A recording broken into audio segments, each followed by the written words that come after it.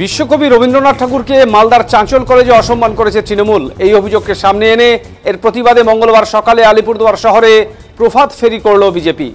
মঞ্চ খোলার প্রতিবাদ আন্দোলনে প্রধানমন্ত্রী, স্বরাষ্ট্রমন্ত্রীর পাশাপাশি রবীন্দ্রনাথ ঠাকুরের ছবি পোড়ানোর অভিযোগ ওঠে মালদার চাঁচল কলেজ তৃণমূল ছাত্র পরিষদের বিরুদ্ধে। এই ঘটনার প্রতিবাদেই এই কর্মসূচি বলে জানান বিজেপির আলিপুরদুয়ার জেলা সভাপতি মিঠু দাস।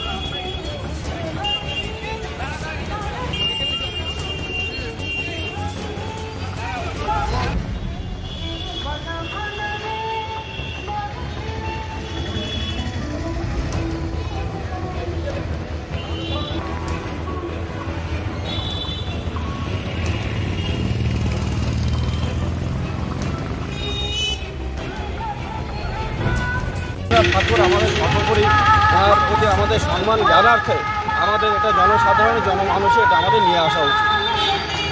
দাদা, আপনাদের কর্মসূচিটা কি আরেকবার যদি বলেন? কর্মসূচিটা আজকে বলেন। শুনুন, কর্মসূচি হচ্ছে যেভাবে আজকে মালদার যে চাঁচলে সেখানে তৃণমূল